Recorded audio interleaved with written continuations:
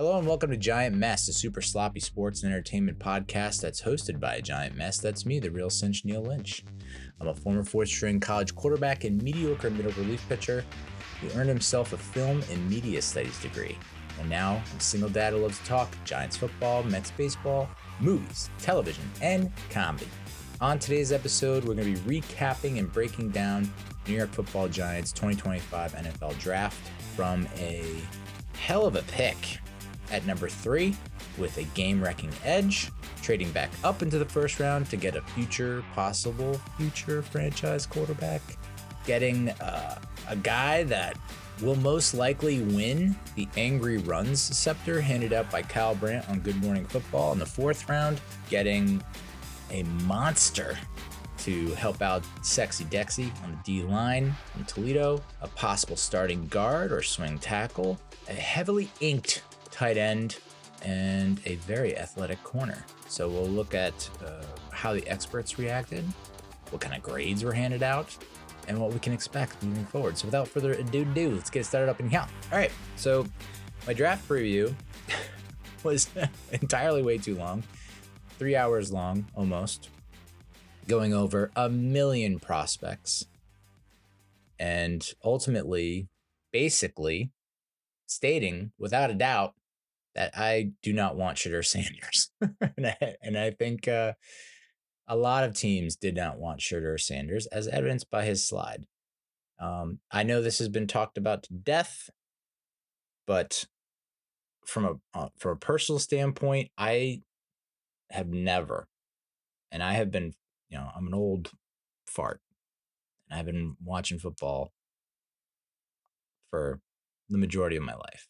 30 some odd years, 40 years. I've never seen a slide like this. I've never seen a slide or a drop like this for any prospect ever in NFL draft history. Truly momentous, to the point where I have people who have zero interest in football, have never watched a down in their life, reaching out to me and asking about Shedeur Sanders.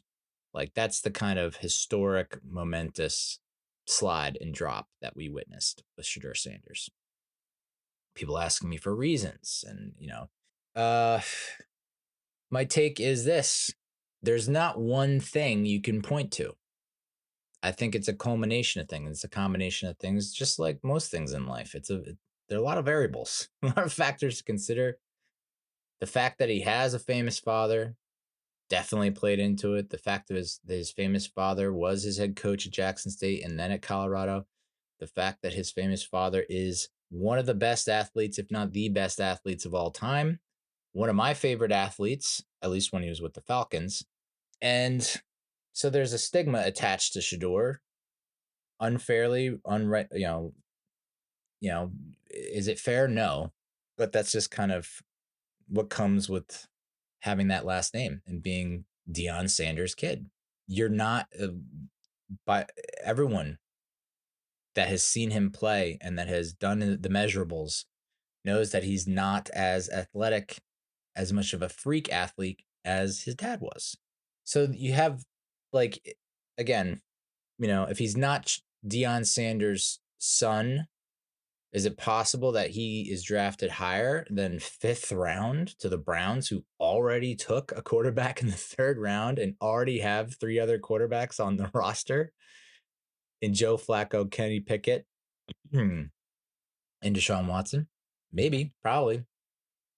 Would he have the same attitude, personality, demeanor if he weren't Deion Sanders' kid? Maybe. But those are all influences. Those are all factors. So the fact that, odds are someone sold Deion a bunch of goods, telling someone was someone. And maybe it was just all internally manufactured. Someone's hyping up Shedeur Sanders and telling everyone that he's the second best quarterback in the class. His draft grades certainly indicated that. I mean, in the preview, we talked about how he had the 2nd highest draft grade behind Cam Ward.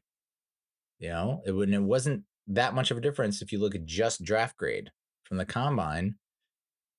But you start to listen to podcasts, watch shows, you listen to the draft experts like Mel Kiper had Shedeur Sanders as the best quarterback in the class. And watching Mel Kiper melt down on ESPN's NFL draft coverage was quite the sight. Just a spectacle to see him melt down. All-time meltdown from Mel Kiper. But, you can point to the fact that he turned around Jackson State and that he went to Colorado and turned around that program, and that he has some great qualities, and he has a lot of people in his corner defending him. And I think a lot of people want to wish him the best, but the approach and strategy that they took, Shedeur Sanders and his camp and Deion Sanders, the strategy and the approach that they took entering this draft, I don't know that you could have done it worse. I don't think you could have, if you even intentionally tried to sabotage Shedeur, you couldn't have done it worse than how they approached this draft. Because in my head, in my mind, I don't know. But then again, it's like someone was, how many mock drafts did you look at? Maybe not a lot. I looked at way too many mock drafts to the point where I am sick and tired of mock drafts. And yet I still clicked on a mock draft this morning. This morning, there was a way too early 2026 mock draft. I clicked on it and I saw the Browns are taking another quarterback in 2026. They have 8 million quarterbacks on the roster. They're going to take another quarterback in 2026. So I can't believe I clicked on that mock draft, and I scrolled maybe once and I saw 3 picks and I was like, I'm out. This is so stupid. And it's been mentioned ad nauseum that the accuracy of mock drafts is the best, most accurate mock draft is 34% accurate or something like that. So I don't know. Mock drafts can be fun, but there reaches a point where it's all right, I'm gonna vomit. This is too much. I think I've eaten too much candy. It's like Halloween night when you're a kid. It's shouldn't have had that last Reese's Pieces, dude. Shouldn't have had that last Twix. The stomach is churning. So, but most of the mock drafts had Shedeur Sanders going to the Giants or the Browns at 2 or 3, and at worst at 21 to the Steelers. So once Shedeur gets past the Steelers at 21, that's when I kind of perked up, oh, okay. And then the Giants traded up, and I was like, oh no. We've done the one thing that I did not want to do, which was to trade back up into the first round to take a quarterback, and even worse, to trade back up into the first round and take Shedeur Sanders. I was just like, no. So that was scary for a hot tick. But the strategy and approach that Deion and Shedeur took, if they weren't, I think it was a combination of internally they thought he was the QB2, and externally they're seeing the media talk about it because they're plugged in. They're connected to the media. They're making appearances. They're doing interviews. They're content creators themselves. So they were feeding into that buzz and talk and chatter about him being the second best quarterback, the QB2 of the class. And they really wholeheartedly bought into it. And they said, why risk it?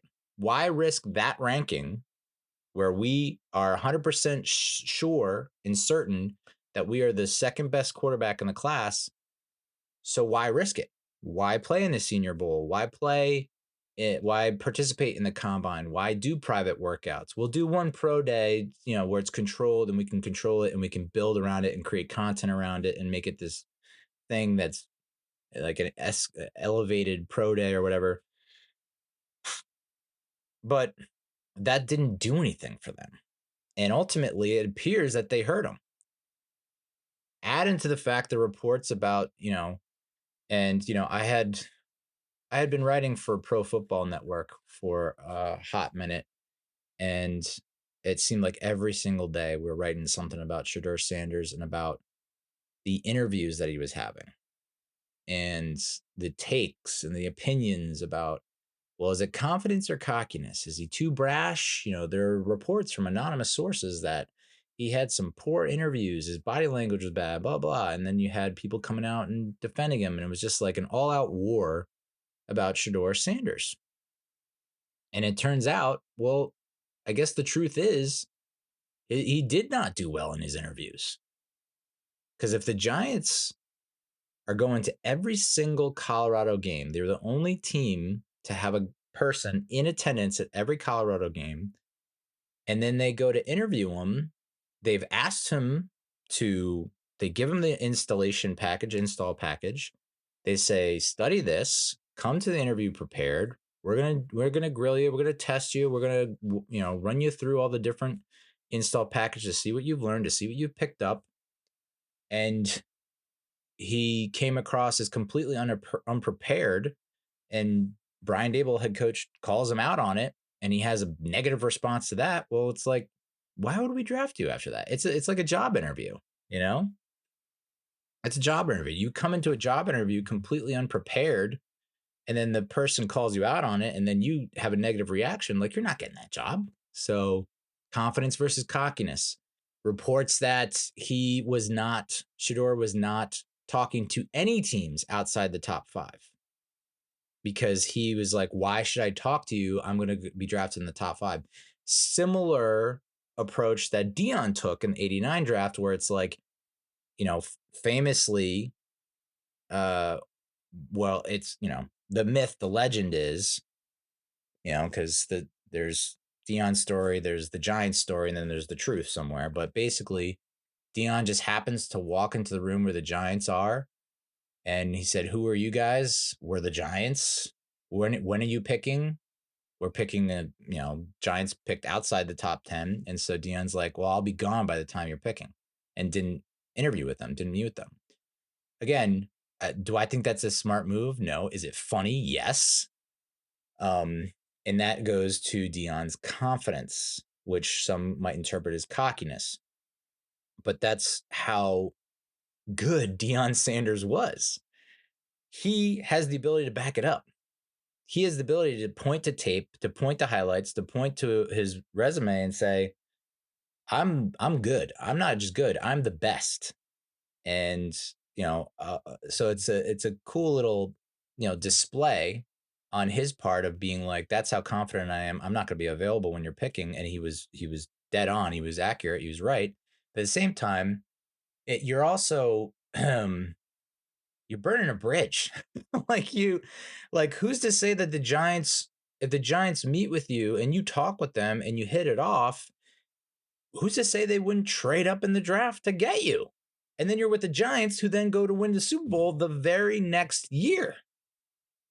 Deion instead goes to the Falcons. They don't do shit.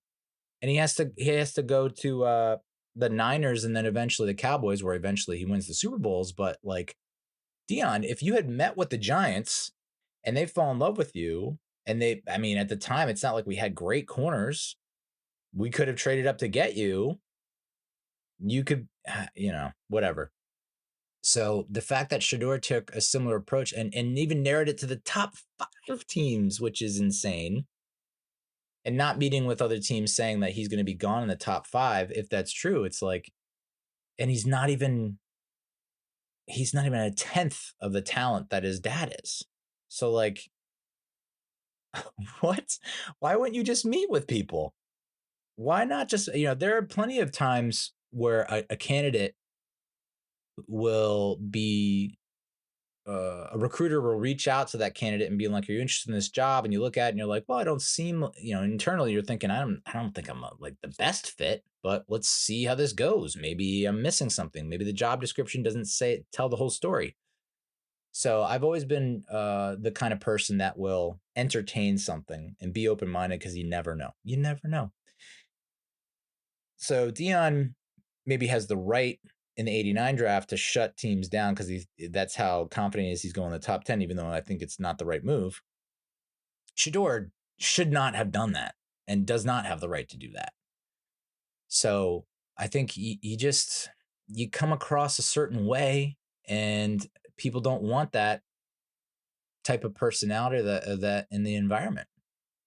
And I'm sure, like, the people that are close to him know him best will give a different perspective and say like, oh no, you got it all wrong and he's misunderstood. And it's like, okay, but uh he didn't do himself any favors by how he behaved, how he acted, and you know, in my opinion, if you were that confident and you were that cocky, you would go out there and light up the combine. You would go out there in the Senior Bowl and put up record numbers. You would go into interviews and ace every interview. Like, you would leave no question in everyone's mind that, like, forget QB2, I'm QB1. So if you're so certain that you're QB2, why wouldn't you want to be QB1? And the moment that the Titans are like, we're taking Cam Ward, no questions asked, we're turning down mega trades for Cam Ward, that had to have set off like red flags or alerts in Shedeur Sanders' camp. Like, fuck, dude, maybe we misplayed our hand here. And they definitely for sure did. I mean, perception is reality. It sucks. I've been a victim of it. I don't want to say victim, but I've been, people have a perception of me, and it's hard to wrangle sometimes when you don't have the kind of power, influence, or authority to change that or modify that. But Shedeur Sanders had a reputation coming to this. I mean, you're calling yourself legendary, and it's like, you didn't win the Heisman. Did you win a bowl game? Like, did you do this? Did you do that? Like, okay, you have a 70% completion percentage. Cool. That can't be what you're resting on, hanging your hat on. So like, but 5th round is crazy. I mean, when 5th round is crazy. There's a viral clip going around on X of former Titans tight end Delanie Walker when he appeared on Bussin' with the Boys back in January, the podcast with Will Compton and Taylor Lewan. And Delanie Walker and Will Compton made a bet. And they were like, $1,000 that Shedeur does not go in the first round. This is Delanie. Delanie thinks that Shedeur is going to go in the 5th round. 5th round. And Will Compton and Taylor Lewan are laughing their dicks off at Delanie Walker because they're like, you're out of your mind, dude. There's no way he's slipping out. Everyone has him going in the first round, not just the first round, but the top of the first round, like 2nd or 3rd pick. And Delanie Walker's like, nope, 5th round. I'm telling you. And he was dead on. He was spot on. So that's why it's understandable that I can understand the approach and strategy from Shedeur Sanders and Deion Sanders that, like, well, if we're already mocked and being projected and predicted to be taken with the 2nd or 3rd pick, why would we jeopardize that and risk that standing by participating? It's like, well, we're default QB2, so like, let's just, why would we? But to me, goes counter to what the mentality is. Like, if you're like, does that make sense? So if you're confident, go out and prove that you're not just QB2, but should be QB1. That should have been the approach. It was like, we're going to prove all these motherfuckers wrong. And we're going to go out there, we're going to play in the Senior Bowl, we're going to light it up, we're going to go to the combine, light it up, we're going to light it up everywhere we go, we're going to crush these interviews, and we're going to make people question Cam Ward. No. Instead, they were like, well, Cam, like, we're the best. Okay. And okay, I get it. You point to your tape at Jackson State. You point to your tape at Colorado. Jackson State sucked. With you, they were better. Colorado sucked. With you, they were better. You're just pointing to that. Okay. That's one way to do it. But as we've seen, and all these teams could be completely wrong. Like Mel Kiper, as much of a nutball as he is, and as crazy as he went on the rest of the league for passing on Shedeur Sanders, he very well could be right. Like, we don't know. We don't know the future. So it's like, it could be that Shedeur Sanders comes out, he wins the quarterback competition for Cleveland, and we all look like fools. But I think the attitude and behavior, like if you're Abdul Carter or even if you're Ashton Jeanty had the highest grade among all prospects in the 2025 class, right? 7.15, bona fide, surefire, Pro Bowler. He's not even the number one pick, whereas like in the 90s, he probably would have been the number one pick. But he's like, everything is pointing to that, to him being like this, like Abdul Carter, everything's pointing to that. Like there's like zero disagreement, zero argument that he is that. With Shedeur, it was polarizing as hell. So that's where it's like there are question marks. And the way that the Sanders camp was handling the question marks was by talk in the media, in the interviews and blah, blah, blah, and not showing. And just saying, well, we already showed you. And it's like, but you're so close to the finish line, you guys. If you just like, can you imagine if they did participate and they did do the combine and they did all that and he excelled and he erased all doubt. You don't want to give, I get it. It's a game and they're playing the game and they don't want to give, but there were doubts. There's so many question marks and doubts and polarizing takes and, a heated discussion, debate. And it's just like that you had the opportunities from January through April to dispel those rumors, to put those to bed, to squash it. And instead you just fed into it and made the debate even more hardcore and furious. And it's just like, what did you do to address these issues? So, calling yourself legendary, it's like, what have you, I get it. And this is where it's confidence versus cockiness, even it's a fine line. And I don't think anyone really has 100% agreement on who is confident and who is cocky. You ask 10 people, is Tom Brady confident or cocky? Is Lawrence Taylor confident or cocky? It's like, you're going to have some people that say, oh, he's cocky. But to me, the knock on him was that he's cocky. And it's like, you come across as cocky, calling yourself legendary and saying like, I'm going to be the QB1 or QB2. And then, there is some subtle differences. And I'm not saying he shouldn't be confident, but it's like you have to have some self-awareness and have a better feel for just what's going on. That's why there are some people, like I think it was Dan Duggan from the Athletics, who was questioning it on X and saying like, was someone feeding Dion and Shedeur some bullshit? Were they feeding them some hype that just really wasn't there? And it happens every draft. I talked about Micah Parsons being pissed at the Giants for saying that they were going to draft him and then trading back and taking Kadarius Toney in the 2021 draft. Like, there were some other players who said, like, there's Manti Te'o was talking about it on Good Morning Football, where people are saying there's no way you're going to slip out of the first round. And so then you do, and it's like, whoa, what the hell's going on? So, what Shedeur's got like a crazy uphill battle now. And I didn't mean to talk about this for this long, but it's just a huge moment in history. So I felt like you can't just gloss over it.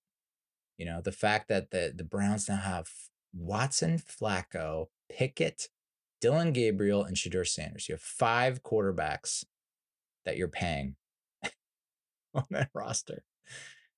And where is Shedeur on that depth chart? Flacco is a proven NFL quarterback, Super Bowl winner, playoff experience, turned around the Browns when, and when they were fledgling and had quarterback issues. So Kenny Pickett, they traded for. Why are you trading for Kenny Pickett? Why are you signing Joe Flacco? And then why are you drafting Dylan Gabriel in the 3rd? That's why, there are reports now that, and rumors that Jimmy Haslam, the Browns owner like forced them to pick Shedeur in the 5th round, even though they already took a quarterback in the 3rd round. So it's like if they really liked Shedeur, they would have took him in the 3rd round. No, like once the Seahawks, when Tyler Shugg, I wasn't that surprised that the Giants traded back up to take Jaxson Dart because it seemed like Jaxson Dart was the guy that was, if they couldn't get Cam Ward, it was Jaxson Dart or nothing really.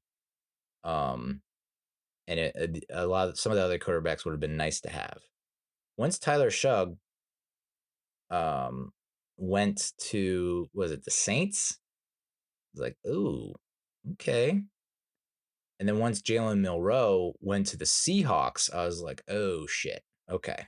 Now this is a full-blown, full-fledged slide. So yeah, top needs coming into the 2025 NFL draft.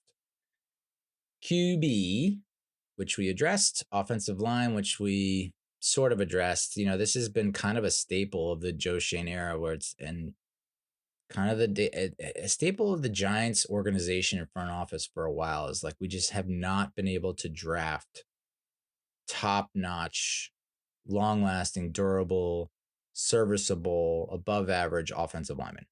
We just haven't for a very long time, and that tradition has continued.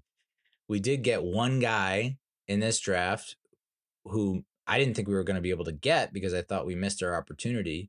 We got him, in the 5th round when I thought he would be off the board, which, it's kind of like a double-edged sword where it's like, well, why is he still available in the 5th round? You start to question it like we got a steal, great value, but like, wait, why was he available in the 5th round again?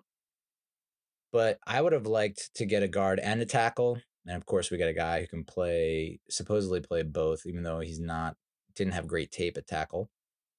Defensive line, I think we shored up big time. So defensive line was a bit of a liability, especially when Lawrence was off the field and you were basically running Kayvon Thibodeau and Brian Burns into the friggin' ground because he didn't have, decent backups. So the D-line, probably the most improved. Linebacker, I mean, the guy we got, 3rd overall, was an off-ball linebacker before moving to edge. So you kind of killed 2 birds with 1 stone there, sort of. And then wide receiver, we didn't draft one, but we certainly signed a couple of undrafted free agents that I don't know, could provide some competition. And you also got a tight end who is pretty decent pass catcher who might make the roster. So this is from Dan Parr. The Giants still have to find a long-term solution to the quarterback problem after signing Russell Wilson and Jameis Winston. Beyond completing that mission, they can afford upgrades on the offensive and defensive lines. They really need more playmaking ability on both sides of the ball. I think in the past I've taken the diehard fans outlook on drafts and been way too high on guys, even though it's not deserved. It's just like never pans out. So that's why going into this draft, I tried to temper my expectations and the hype and the hope and all that. But when you have everyone everywhere I turn saying that the Giants won the draft or the Giants had a top 5, were ranked in the top 5 in terms of draft grades and draft rankings, it's kind of hard not to get excited. So, I pretty much liked and or loved every pick, and I remember going back to 2022 draft and being like, wow, this is a crazy good draft. And look at who we got. And then looking at the 2023 draft, I was like, wow, look at who we got. We addressed positions of need and great value and blah, blah. And then you see how it pans out and you're like, oh, okay. So, it's tough. You think you won the draft and you think you're going to win with that draft and, great 2024 draft, 3 wins. So, but something about this draft feels a little bit different. I'm just trying to, I'm cautiously optimistic is the term that I'm going to use, which I know fans, love hearing that, but I'm cautiously optimistic. If each one of these guys plays to what we think they can, this could be one of the best drafts in Giants history. Like a franchise changing, organization changing draft. Could be. We'll see. Especially if Dart pans out. That'll be huge. So in terms of draft rankings and draft grades, Giants from Next Gen Stats, overall average score first 7 picks was a 79.7, which ranks second overall behind the Browns with the 81.1. Seahawks had a really good draft, 78.1 coming in third. I was looking at the graphic and I was like, whoa, those are some nice players. Like, I like them picking up Milroe. Like every pick, it just seemed like that those seemed like they could be starters, impact starters in the next 2 years. Bucks, Pats had a good draft. Buccaneers, Raiders, Falcons had a high grade, although I think they gave up a lot to get that high grade. Titans had a high grade. Bears and Bengals. Bengals, I think the Bengals, a lot of people are torn on the Bengals and their draft, but in terms of most athletic draft classes, Seahawks have the highest average score of the first 7 picks, and I have a feeling that's in large part due to Jalen Milroe, who had a 99 athleticism score. Raiders, that's, I think, mostly that high score is due to Ashton Genty. Most productive. So we were not in the top 10 for most athletic draft classes. And part of me thinks that's intentional. I think the front office and the administration looked at, and I know that everyone's sick of hearing this, but intangibles where it's like toughness. I think toughness was like the number one trait that people were looking for. It was like, are you mentally tough? Are you physically tough enough? Are you competitive? Like, do you have a burning desire to play football and to win? Do you hate losing? Similar to Malik Neighbors. Like, Malik Neighbors, obviously extremely athletically gifted, but fucking hates losing. And so they wanted more guys like that in the building, in the clubhouse, in the locker room. And I'm all for it, So culture, right? Because identity was another one that's been thrown around a lot. So, what is the Giants' identity? I don't know. And, we can put all the fucking words and mantras you want up on the goddamn walls, but if you don't actually have guys in the building that live and breathe that shit, it kind of falls on deaf ears. It has zero impact. So you need people that embody that coming in and showcasing it, through their actions and their behavior, not just saying things, but actually, following through. Most productive draft classes, Giants were ranked second behind the Browns in terms of most productive draft classes, average score for 7 picks. So you'd be hard pressed to find anyone that hated. I mean, fucking John Gruden is all over the place saying that the Giants won the draft, and he loves the Giants draft. I mean, he loves Jaxson Dart. He loves Abdul. He loves all of them. Skattebo, Abdul Carter, Bow, which I've been saying Mbow like an idiot. Didn't even think that the M was silent. My bad. Or bad. My bad. I bad. So let's get into it. First round breakdown, Abdul Carter and Jaxson Dart. Third overall, Abdul Carter, Penn State edge rusher. There were only 2 red flags. Right? You can't even say red flags. Yellow flags. 2 things that kind of put me on edge, pun intended, was the foot, which pretty much has been not debunked, but like it's not a factor. Like it's not a big thing. I think it's something that people sometimes, if you have a team that's drafting lower that would love to get him, they usually like to leak that, like, oh, check out his foot. I heard his medicals condition, blah blah blah. So they put that out and see how, mostly, like Laramie Tunsil with the gas mask weed video. It's like someone slipped that out because they want him to fall so they can get him, right? Same thing with Abdul Carter's foot, which people doesn't seem to be worrisome for anyone. And then it's him being a freaking Eagles fan, dude. Born and raised in North Philadelphia and being an Eagles fan. Like that, that's tough. that's tough. So, and you can see his Eagles fandom coming through with what number he wants. Like, you want to talk about confidence versus cocky, like towing that line, dude, asking the greatest defensive player in NFL history for his number that has been retired. Like, what are you doing? If you were a Giants fan growing up, ain't no shot in hell that you are asking Lawrence Taylor for his number.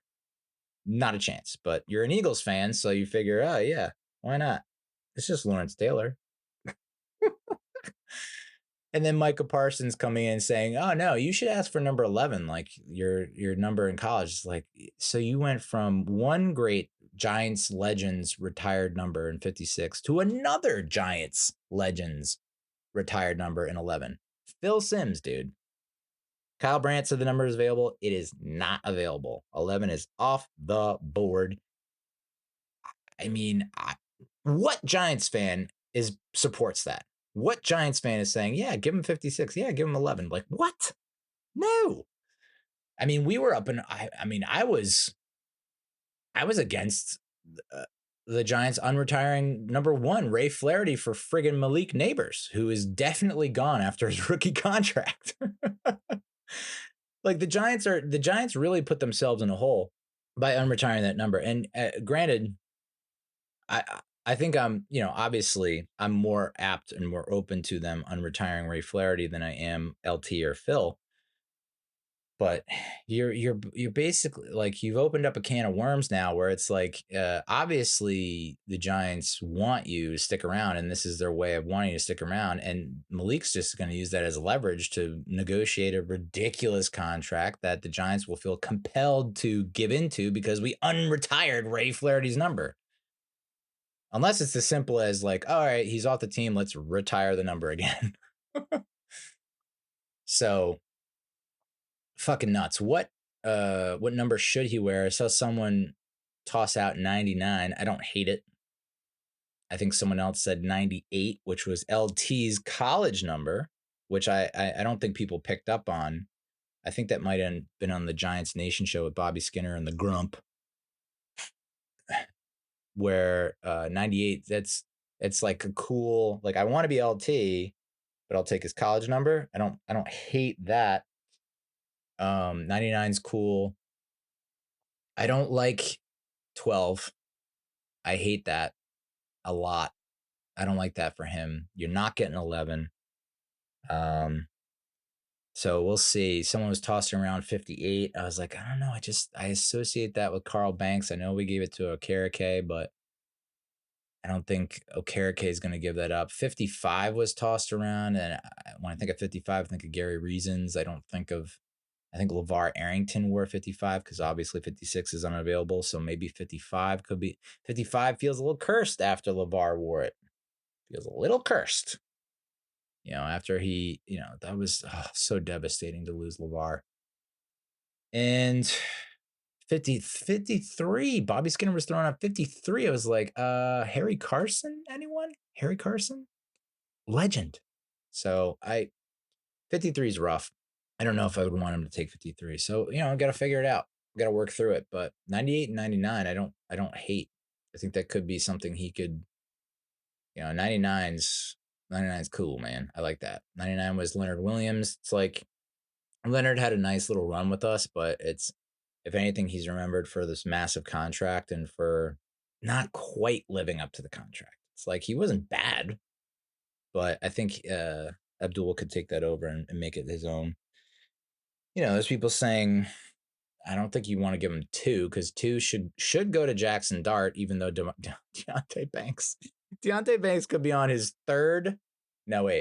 his 4th number change, and he's in his 3rd year in the NFL. Started up at 25 because he couldn't have 3 because it was Shep's number. Shep, leaves. Team doesn't resign him. He takes 3. Now we sign Russell Wilson, so Russell gets 3, and Deontay's like, I'll take 2. And Jaxson Dart's like, well, I'm the future of the franchise. So he might be on another number change, which at this point, I I don't know with Deonte Banks, man. I just don't. Yeah, really bad feeling about him. Anyone who goes to that many number changes, it's like you just don't feel like you're at home, really. As stupid as that sounds. So yeah, I'm trying to think of what numbers would be available for him. Available Giants jersey numbers. See here. Yeah, Burns is 0. LT told him take 00 and make it your own. That would be hilarious, dude. Because no one's really worn a 00. I think they were talking about on Good Morning Football where like the last player to wear 00 was it Blanda, George Blanda with the Raiders back in like the 70s. So like could you have Burns wear the 00 and Abdul Carter wear the 00, dude? Oh my god, that would be sick. So you got Malik with 1, Banks 2, which that's probably gonna. I would assume that would change. Russell Wilson 3. I believe 4 is retired. No one's worn 4. Kayvon Thibodeau 5. Jamie Gillian 6. Can't wear 7. That's retired. Javon Holland is gonna wear number 8. Oh, interesting. Graham Gano wears 9, which, I mean, if Graham Gano gets cut, maybe you just slip in and take that 9. 10, no one's gonna wear that. It's gonna be retired. 11's retired. He could wear 12, although that just, I don't think that looks good. 13's Hyatt, which he might be gone. They might move off of him, but still, I don't think that's a good look for Carter. I don't think he can do 14. 16, he can't do. It's retired. If DeVito gets released, he could take 15, but again, I don't know. It just doesn't look right. 11 looks good. At Penn State obviously sticks. It's like a major tradition there. I get it, but like you can't have it. Darius Slayton changed his number to 18. Was he always 18? Slayton was, the hell was Slayton? 86. Who took 86? Wow, Slayton changed his number? Why did he change his number? Whoa, that's weird. Yeah, Darius Slayton is no longer 86. He's now 18. Whoa, I wonder why he did that. Huh. Winston's going to be 19. Interesting. Eric Gray, 20. I don't think he would be in any of the 20s. I don't think he would be, it doesn't look right, any of the 30s. 40s. 42. I don't think he can be 42, could he? 6, 48, 50, 51. Ooh. Right now, James Hudson has 55. Yeah, it's tough. And then you get the 60s, 70s, 80s. I don't think he would do 80s. And then you have the 90s. 90, 91, 92 is Strahan. 90, I guess 98 would be Armstead. So I don't know. Right now, DJ Davidson has it, and Roy Robertson Harris has 99. So gonna be interesting. Just make it your own. Like LT said, just make the number your own. Go out there and make it legendary. Make your own number legendary. I mean, there are people saying like, well, it shows Abdul's confidence. It's like, well, it's not, you're just not reading the room, dude. Like if you want to you're not endearing yourself to Giants fans. Like, yes, one way to look at it, one perspective is, wow, this guy thinks he's going to be the next LT. We'll see about that. And, honestly, watching his game tape, watching his highlights, there's a little bit of LT in him. Although I watch his highlights and I immediately think of Micah Parsons. I'm like, whoa, okay. So we got Micah Parsons. We corrected our gaffe and our snafu from the 21 draft where we were supposed to draft Micah Parsons. And now we get to have the next Micah Parsons. Love that. So, but I also do see a little bit of LT in Abdul Carter. So, I mean, what does it mean? Mel Kiper said he was the best pure defender in the draft. His 23.5 tackles for loss was led the nation and was third most in school history. His 18.5% pressure rate was tops, tied for 12th in forced fumbles in program history, 6th all time in sacks, 8th in tackles for loss in program history. We now have one of the scariest pass rush units in the NFL. Hell yeah! Which, as I mentioned in the preview, we were leading the league in sacks for the first half of the season based on Kayvon, Burns, and Dexter. So, I think if we can get into a lot of third and long passing situations, we're going to win a lot of games. We're going to win a lot of games, dude. It's just a matter of getting to that. This says he's going to be an immediate starter.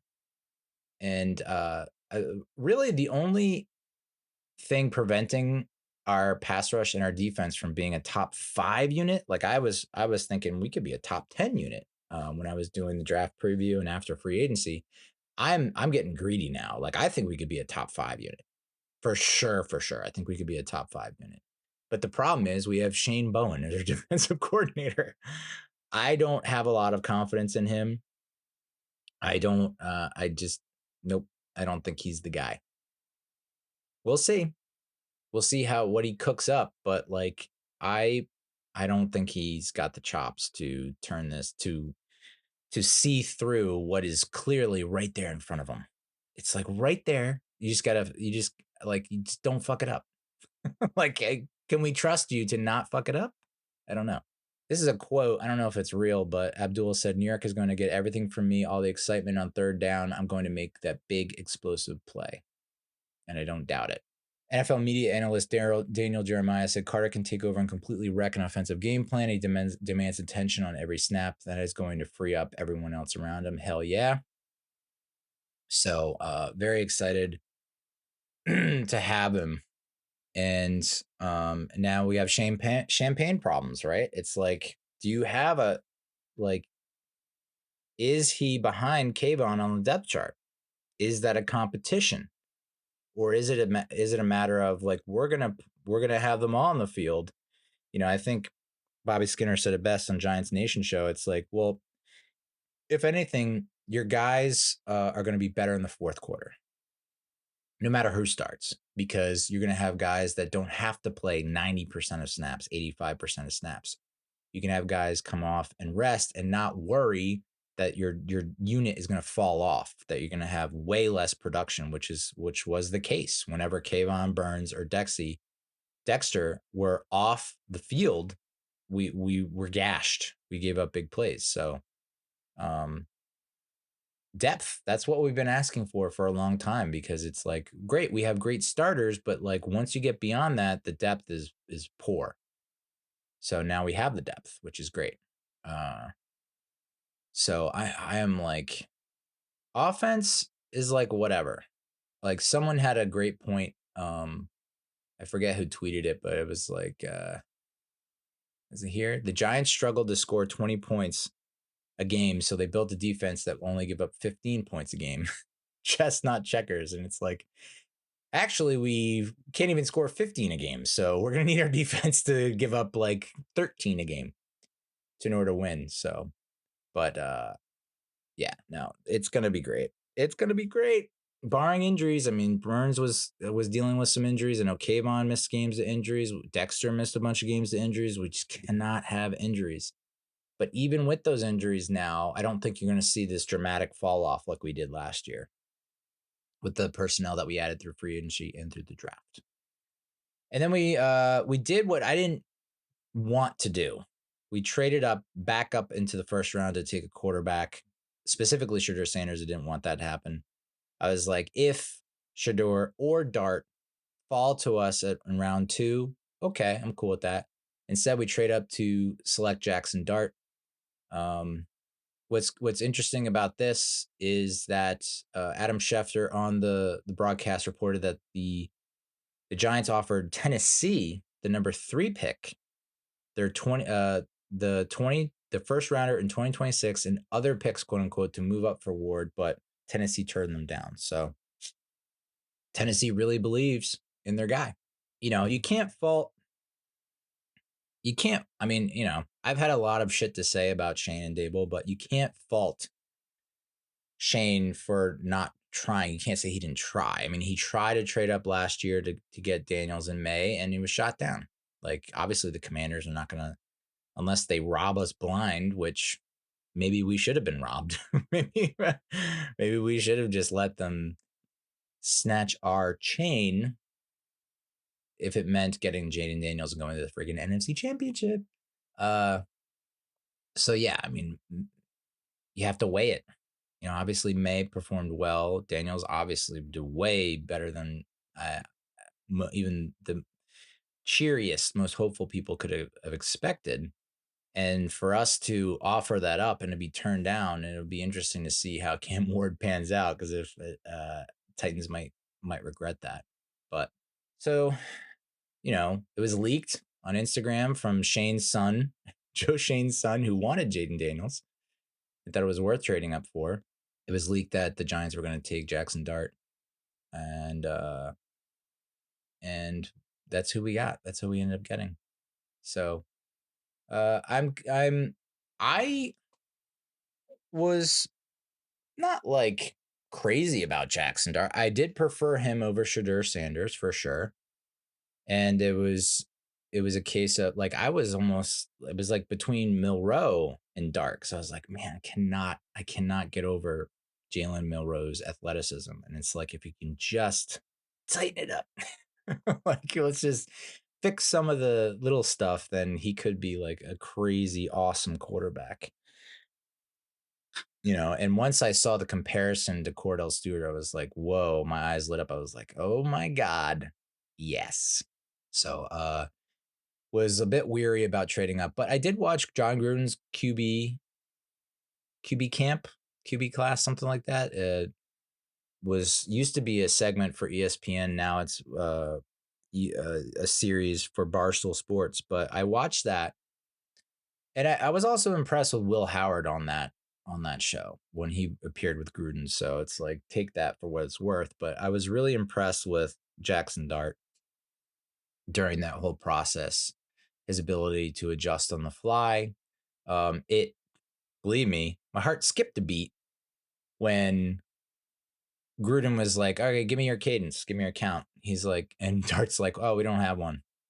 And Gruden's like, well, what do you mean? He's like, well, I come up, I'm in shotgun, and I clap. It's like, well, what if you have to go on two? And he's like two claps. Like, what? So he had it. I was like, oh my God, this is the guy we're gonna draft, and like, he doesn't know how to do cadence. He doesn't know how to do a count.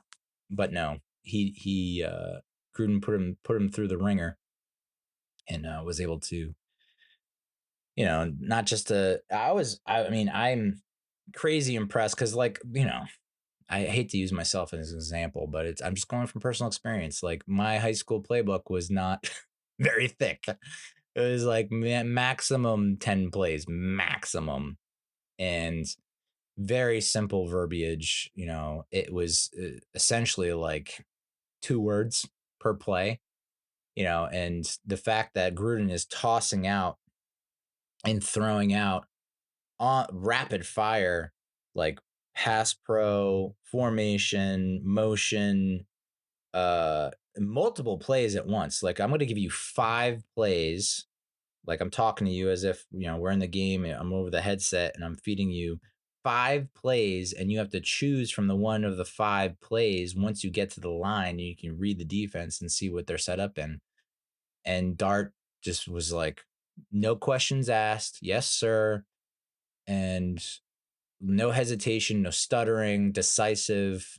And that's what I ultimately, after getting to know him better through film breakdowns and through the highlights, and just from hearing from a lot of experts, quote unquote, the guy has no fear. The guy, and that goes not just for running the ball, because I know that's a huge concern. I mean, Gruden was very adamant about it. He's like, you're way too aggressive in the run game. You need to learn how to frickin' slide, dude. You're not going to have a long career if you're trying to bowl everyone over in the NFL. And you can even see that kind of happen with Daniel Jones, where it's like Daniel didn't know how to slide, and he took some hits, and ultimately it cost him a lot of games and maybe his career, you know, because it's like, if he didn't take those hits, didn't get those injuries when there was unwarranted or unnecessary, like, maybe he'd be a different kind of player. But his aggressiveness in the passing game, something that we did not see from Daniel later on in his career with the Giants. You know, it's the ability, like, there's no separation on that route. There have been plenty of times where it's like, I watched him throw the ball and you see the defender is all over the receiver, but he places the ball in a spot where only the receiver can catch it. And 9 times out of 10, it's mostly because it's in man and the defender's back is to Dart to the quarterback. So basically, I think that's what the processing is like once you identify its man and you can see the back of the jersey of the defender that's on the receiver, throw it, you know? So I like the aggressiveness and I like the assertiveness in terms of throwing passes that there's no way Daniel Jones would throw a lot of those passes. So excited about that. Phil Steele, who's like a well-respected prognosticator for college football. He awarded Dart All-America Honorable Mention and All-SEC First Team. USA Today named him to their All-SEC team. He was a Manning Award finalist, a Johnny Unitas Golden Arm Award finalist, College Football News SEC Quarterback of the Year, Maxwell Award semifinalist, Walter Camp Award semifinalist, Davey O'Brien Award semifinalist, and he made the honor roll,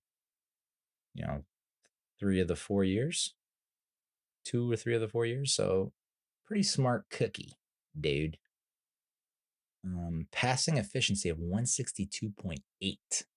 Yowza. He set Ole Miss career marks in total offense, passing yards, passing efficiency, 300-yard passing games, rushing yards by quarterback, total offense per play, and tied for records in yards per pass attempted, 400-yard passing games. He ranks 4th in SEC history in total offense, one of 4 quarterbacks in conference history to break 12,000 yards alongside Georgia's Aaron Murray, Missouri's Drew Lock, and Florida's Tim Tebow, which... what to take from those names? Aaron Murray, is he like on the Rams, maybe? I think he was in the NFL. I don't know if he's in the NFL anymore. Drew Lock, we all know how that went. And then Tim Tebow, who did get a playoff win. So, read into that how you will. He also ranked 4th in SEC history in total offense per play, 5th in total offense per game, 9th in passing yards, and is one of 11 in SEC history to break the 10,000-yard mark. So, great accomplishment, great achievement. Can it translate to the NFL? You would think it would. The SEC, if you were an SEC fan or a fan of an SEC school, you believe that the SEC is the most powerful, best, strongest conference in college football. So, and very well known for its defenses. So the defenses are essentially NFL caliber defenses. So that should mean it should translate to the NFL, but it's like I'm looking at the names. Got arm talent, athleticism, and deep ball accuracy, which is great. Can't wait to get some deep balls going. I got a jonesing for deep balls. Give me them deep balls. He's slow to process post snap, which is unfortunate, and he has inconsistent mechanics, which should be able to correct that.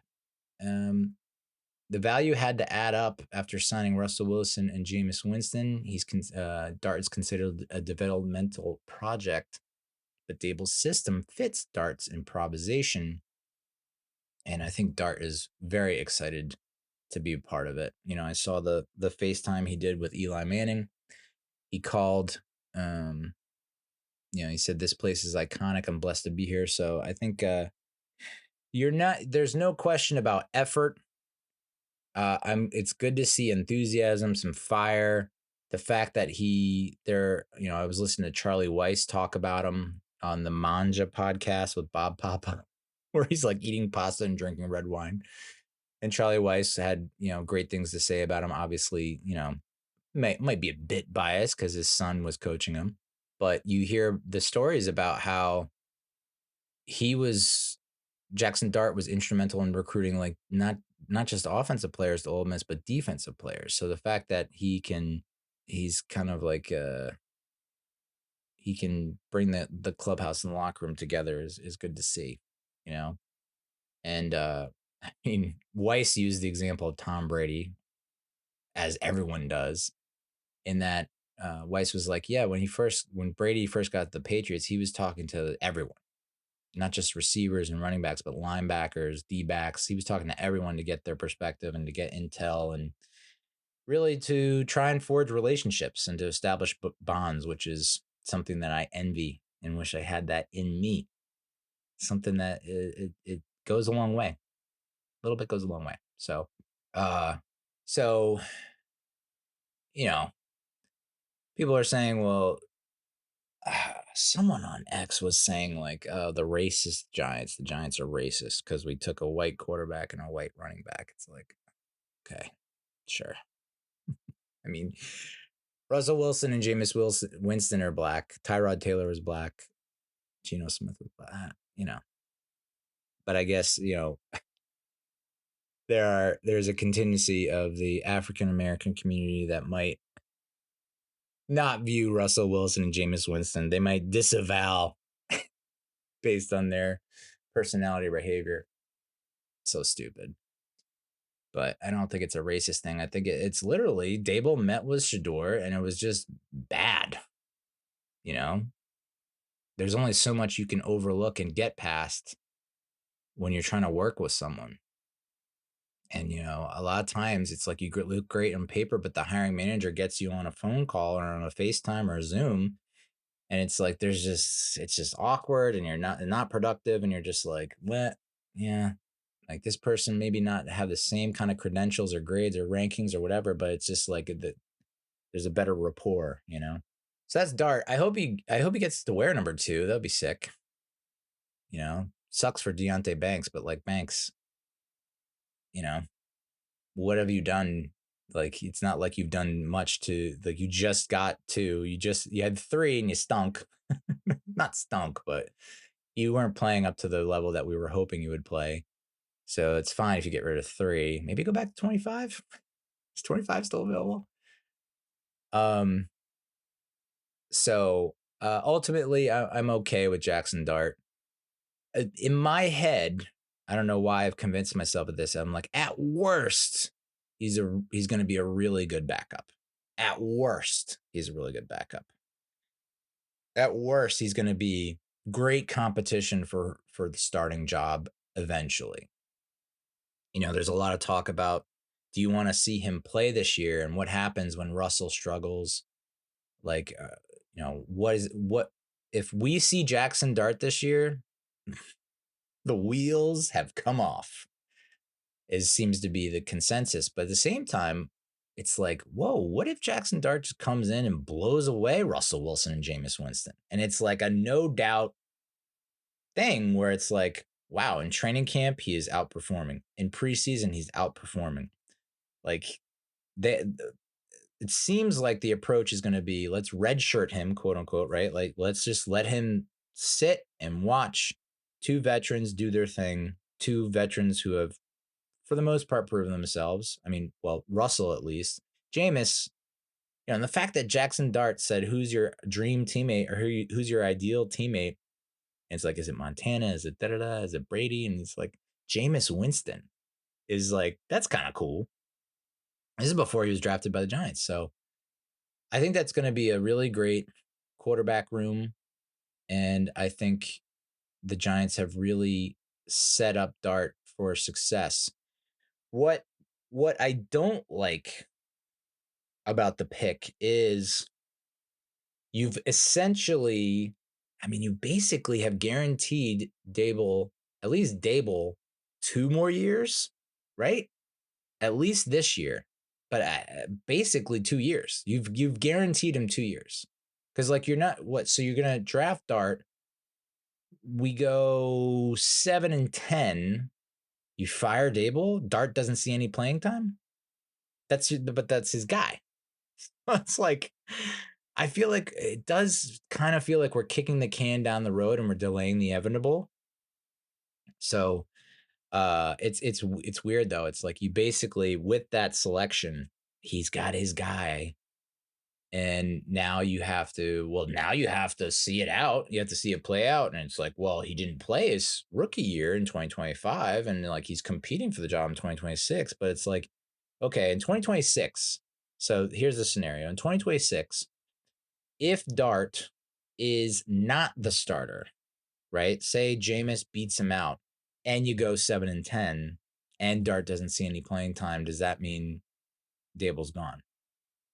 Like, what needs to happen for the Giants, John Mara and the Giants, to move on? Not just from Dable, but also Shane. Like, you got to start winning, you know? Also, flip side of it, if we make the playoffs this year with freaking Russell Wilson and he play like, and it's not just because of the defense, like he actually, is a top 15 quarterback, do you move on from him after making the playoffs? You say, thanks for helping us make the playoffs. And like, you were a reason why, but adios, muchacho. It's like, I don't know, man. That is going to be very interesting because it's all lined up to be, okay, Russell's a one and done. We're not expecting them to make the playoffs. Because, like, what's the plan if we make the playoffs and he plays well? You re-sign him? For how long? It's tricky, dude. It's tricky. So, but I guess ideally, I don't know what's ideal at this point. Dart's your starter in 2027. Dart's your starter in 2026. Like, it'd be very interesting to see, like, if Dart's the starter in like week 9, week 10, it's like, all right, we probably have not. The shit has hit the fan. But if Dart comes out and he's the starter week 1, first of all, Russell Wilson will throw a goddamn conniption fit and might burn down MetLife Stadium, which I wouldn't be opposed to. But yeah, so very interesting. But you basically, there's no way. I mean, the only way I can see Dable getting canned after this season is if Russell comes out. It would have to be just a calamity of errors, just like a absolute, like everything goes wrong. Russell gets hurt, Jameis smells, and they are forced, due to like fans chanting his name, they forced to play Jaxson Dart, and he doesn't do well. And it, like, really doesn't do well, like really struggles, doesn't have anything to show for it. We're talking like Drew Lock level of performance. And then it's like, well, sorry. I don't know. But it just feels like he just gets a pass for this year. Like, based on last season's draft, based on this season's draft, with everyone saying it's an A minus, A plus grades and rankings in the top 5, top 2. It just feels like Dable's getting a pass, and I guess even Shane's getting a pass. So that's Dart. Round 3 was interesting. I saw a ton of and I know I said that and it's been widely reported that this is the deepest defensive line class in draft history. Lots of really great quality defensive linemen available. I saw a lot of them going off the board, and I started to get a little worried. I was like, well, I know I said we could wait, but now I feel like we can't wait. This is probably why I'm not an NFL executive, because I would have panicked, I think. But the fact that we're able to get Darius Alexander, who was just not on my radar whatsoever heading into this. I mean, and when I did the preview, I don't think Alexander, I was mesmerized by Deion Walker just because of his size. And I thought, Shamar Stewart could have been a good selection in the 4th round, which I think he went in the 3rd round as well. But we ended up with Darius Alexander, which, mixed feelings. I think he's like 25. He's 6'4", 305. So someone said he's undersized. And I was like, I don't know if we're looking at the same thing here, but he's 6'4", 305. That's a big boy. So I don't think he's undersized. He had the 6th highest production score amongst D tackles, the 7th highest athleticism score, and the 5th highest total score amongst D tackles in this. His prospect grade was 6.17, which is equivalent to a good backup with the potential to develop into a starter. And we got him at the top of round 3. He redshirted in 2019. Lance Zierlein had him as a round 2 projection. So definitely a value pick for us. Definitely a value pick. Nah, I don't know. You could say steal. Why not? Who's cares? Played in all 6 games as a reserve in 2020. Played in all 13 games with 3 starts in 2021. Played in 13 games with 1 start in 2022. 2023, he was 3rd team All-MAC. Played in all 14 games with 11 starts, 36 tackles, 5.5 tackles for loss, 4 sacks, 3 pass breakups. In 2024, he was 2nd team All-MAC. Started 12 games, 40 tackles, 7.5 tackles for loss, 3.5 sacks, 4 pass breakups, and get this, he had a pick 6 in an overtime win over Pitt. So that alone was like, all right, I think we got something here. I think he ran a really good 40, 4.95 40, which is pretty decent. Not bad for a big boy. I mean, dude, 6'4", 305. He's running under 540. Zernline says his strengths are: he possesses coveted length with 3-down skill set, comes off the ball with good bend and force into first contact, batters blocker with heavy hands and long arms. Love that. Capable of slide and swim move to force whiffs. Awesome. Rushes with a game plan to set up his moves and counters. Uses arm extension to generate push and separation with his rush. Fairly instinctive rush counters fueled by active hands. His weaknesses: easily displaced when pad level starts to drift up high, somewhat sluggish with his short area footwork, gets caught fighting blocker instead of finding the runner. Oof, I've done that. Average first step quickness into neutral zone as a pass rusher. Doesn't get from point A to point B quickly in twist games. Below average bend with his rush allows him to be redirected. So I think the major knock on him, or a couple major knocks, was Toledo, MAC. Not exactly like the best, strongest competition. So it's hard to get a gauge on on just how good he is. So that I know that when I was watching highlights, for all the draft picks, I was trying to identify the opponent, being like, okay, where do they rank? Who are they going up against? Is it someone that's actually good, or is it someone that's they're starting because there's an injury? I also don't like the fact that I think he's like 25, I don't think I have his birthday here. So, I mean, big boy. And I think that the defensive line coach, Andre Patterson, was pretty high on him, which is good. And, I mean, essentially that's the process, right? You go to your position coaches and say, who do you like? Who do you want? Who can you work with? And so when you get Patterson's seal of approval, that's a good thing. But I think he's a little bit on the older side. I think he is 25, which is like, okay, so you're 25, or so he's 24. He's going to be 25 at the end of August. So, good backup at 25, playing against MAC competition. That's where it gets a little, whew.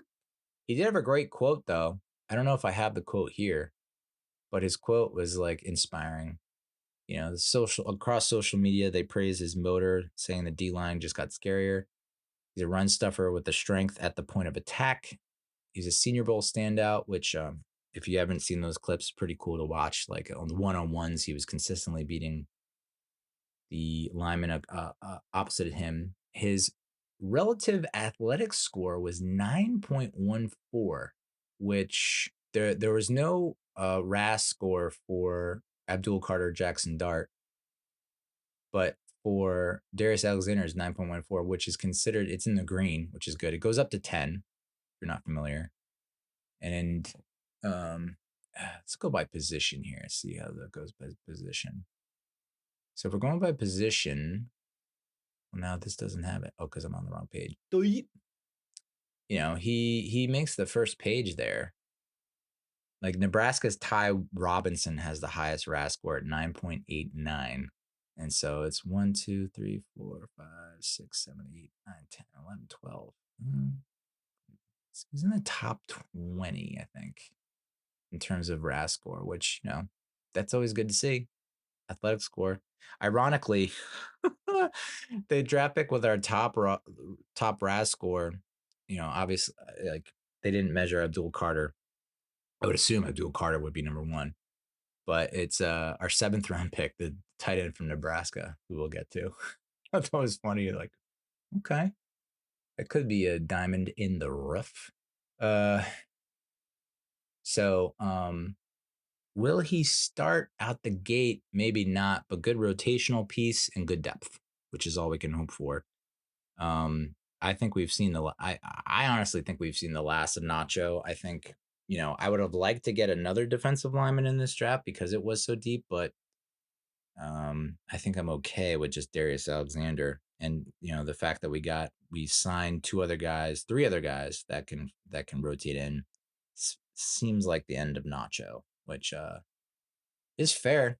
He's just too inconsistent.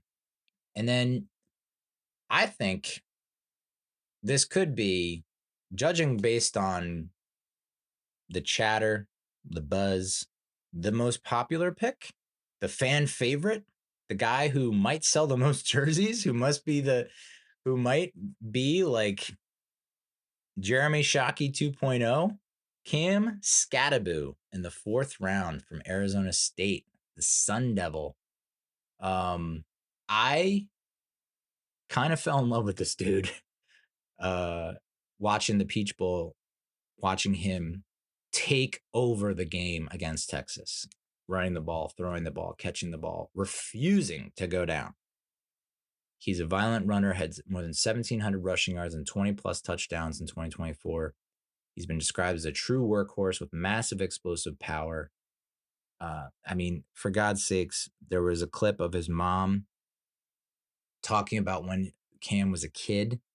He would take his brother's shoulder pads and go outside and run into telephone poles. This guy is awesome. I freaking love him. And yeah, he doesn't have like tremendous height, but I love that he's low to the ground. He's stout. I just recently published, I had talked about him back in February when recapping January and how he's kind of like beast mode, Marshawn Lynch. And someone else had commented that he reminds them of Joe Morris. Joe Morris was much smaller, 5'6", 180 something, but short, stout, low to the ground, hard to tackle. And either way, people are criticizing his speed. I'm like, I don't care about the break. I'm sure there's going to be a time or two or a handful of times where he gets to the next level and can't outrun the defenders and gets tackled. And it would have been a touchdown if it's Saquon. But because it's Cam, we don't get the touchdown. I'm willing to risk that and sacrifice that to have a guy that is tough as nails, as Brian Dable said, and sets the tone of physicality. That was the quote from Dable. I like how he got emotional when the Giants draft him. He said he felt at ease with the Giants. I think he brings. I can easily see him having the same impact and effect that Jeremy Shockey had in 2002 when we drafted him. I can see him in the Hall of Fame preseason game running over a guy, trucking a guy, and losing his helmet and coming up and being fired up. Like that same kind of energy is what Cam Skattebo has. I've been putting out YouTube shorts and reels and whatnot, some short vertical videos across social media. And, for the most part, they don't do great. The one I put out on Cam Skattebo, which is similar in style, format, tone that to a lot of the other things that I put out there, the most views I've ever had, the most likes I've ever had. It like just do me a favor, go on social media and just type Cam Skattebo and post it.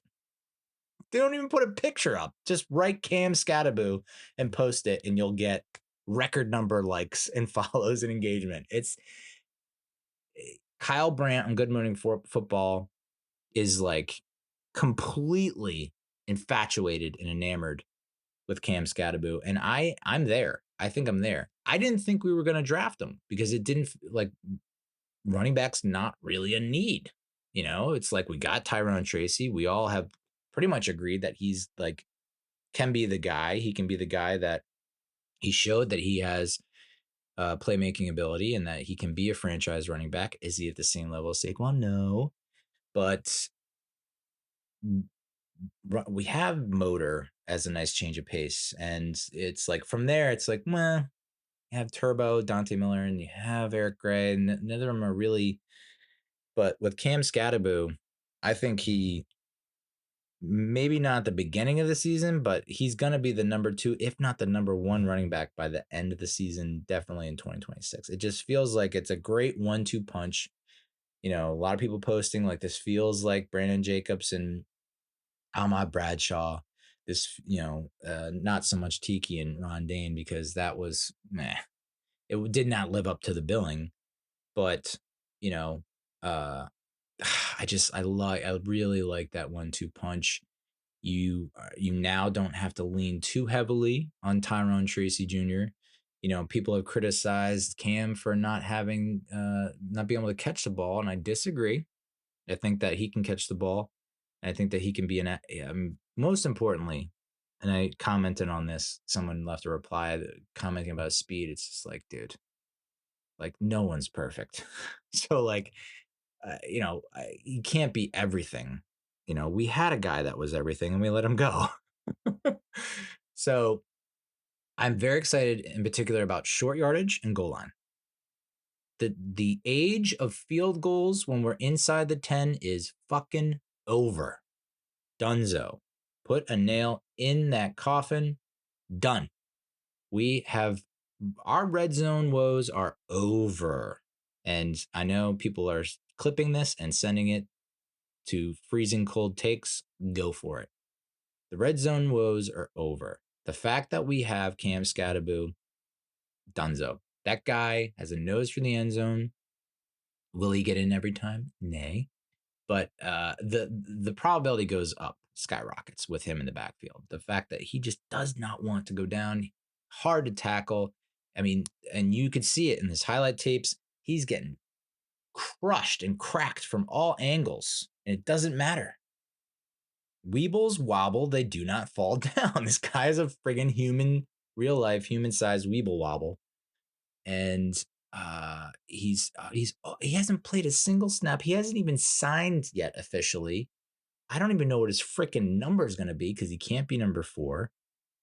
People want him to be 44. I don't hate it. I know Bradshaw had that, and there's, but maybe it's that does feel like something you can pass the torch, and that I don't mind that. Maurice Carthon was 44. Ahmad's 44. It's a nice little lineage you got going there. But it just he makes the offense better, simply put. And that's when we talk about the draft, it feels like for a long time the draft was always like position of need, position of need, position of need. And now we're at the point where it's like we are drafting the best player available, not just overall, right, on the big board for everyone, but for us in particular. Like this is we have Tyrone Tracy Jr., but Cam Skattebo gives you something different that rounds out the running back room that makes it better. Just make the roster better. I was watching, I think it was Giants Insiders podcast, and they was like, this feels like a Ravens draft, like what the Ravens do or the Steelers, like teams that have built rosters and make the playoffs consistently, and they're drafting the best player, not just like consensus, but for the team and for the roster, and to like it's not a glaring hole, right? It's not like, oh, we're plugging him day one, but it's someone that it's just like it makes you that much better, right? And if you do that across 7 picks, oh, look at you. You're 7 to 10% better. And if we were 7 to 10% better last year, maybe we don't go 3-14. Maybe we do go, whatever. I mean, we don't need to talk about the 1-score games again, but 7 to 10% better each snap, each play, each game. Maybe that 1-score record is not 1-6, it's 6-1, and then look at you, you're in the playoffs. Hurrah. So I freaking Cam Skattebo, dude. I would not be surprised if he'll probably be 3rd in jersey sales behind Dart and Abdul Carter, but it won't be by much. I think people really like him a lot. I know I like him a lot. You have people like Kyle Brandt. There aren't Giants fans that like him a lot. John Gruden likes him a lot. I mean, like everyone likes him a lot. So, That is my sneaky favorite pick. When it first happened, I was like, oh man, we didn't need a running back, but I love that we did it. And the reason why I was like, at first, I was like, oh no, is because that pressing need for a guard, where it's like, we have to get a guard. We have to get a guard that can start year one. And I saw a lot of the guard, like I saw Donovan Jackson go, and then you see Tate Ratledge go, and you're like, oh, fuck. Like, Bo is kind of like the next guy up. And I think there were maybe one or two other guards that might have been picked before Bo.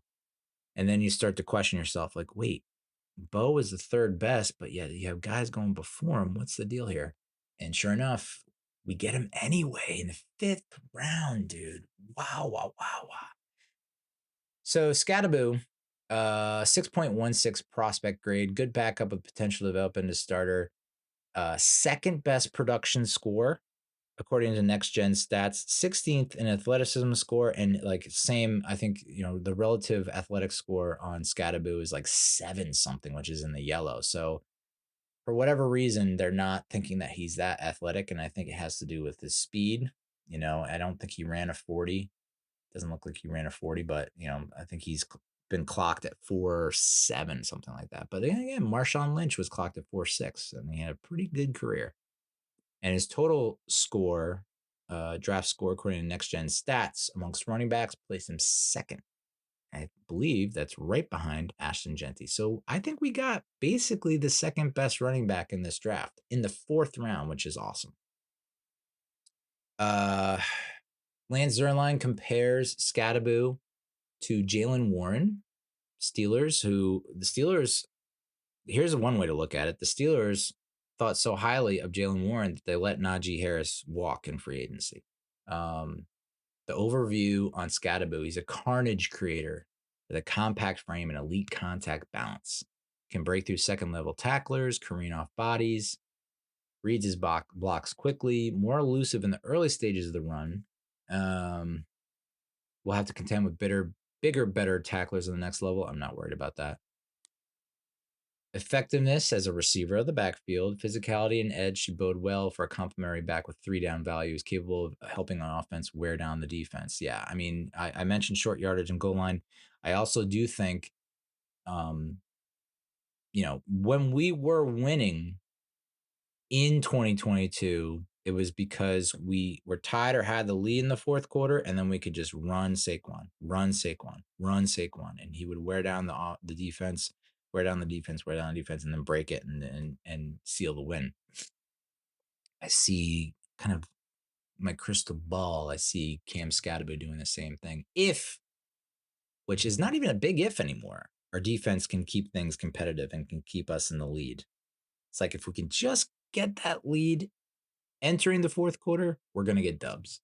Built low to the ground, runs with excellent footwork in tight quarters, makes sudden sharp alterations in the run lane, bursts into his top speed fairly quickly. Bless me. Either breaks defenders' tackle or makes them feel his force. Skews. Elite run extender, relying on outstanding leg drive and contact balance. Quick vertical transition from catch to run. Adds yards after contact. Yeah. And then, people are saying, like, he takes too many hits. They question his durability. I'll tell you this right now. If he can give us 5 years, great.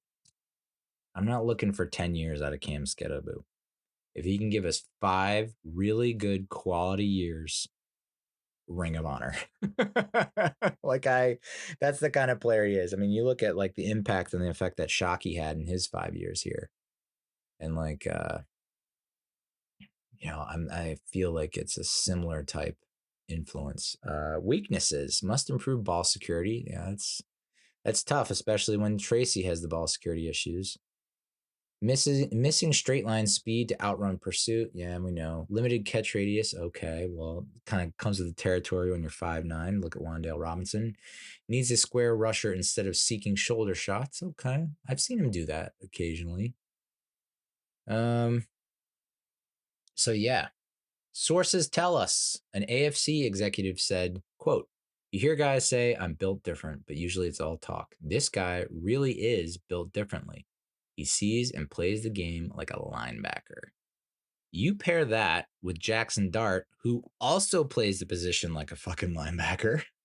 I mean, my mind goes immediately to Jim Kelly, who is often described as a linebacker playing quarterback. You now have a quarterback, linebacker at quarterback, and a linebacker at running back. It feels good to say that. I don't know if it necessarily will translate to a lot of wins and a trophy, but it just will be fun to watch, dude. And that's all I want this year. Let's make it fun. Make it fun. Make it fun to watch. Make the Giants fun again. So, he was first team AP All-American, first team All Big 12, ranked second in the FBS with a school record 1,700 rushing yards, 2,300 all-purpose yards, tied for sixth in the FBS with a school record 21 rushing touchdowns, and finished fifth in the voting for the Heisman Trophy. He also was a finalist for the Paul Hornung Award, awarding the nation's most versatile player in 2023. Honorable mention All Pac-12 in 2023. So I think everyone loves that pick. And we still got Marcus Mbow in the fifth round. At pick 18 in the fifth round, 6'4", 303. There's been some confusion about his arm length. Like at 32 inches, his arms are too short for tackle, but at 33 inches, they're just right. It's just that inch. Just that inch. Like if I could just get that extra inch, imagine the success I'd have. 6.25 prospect grade. He's good. Next gen stats across the board.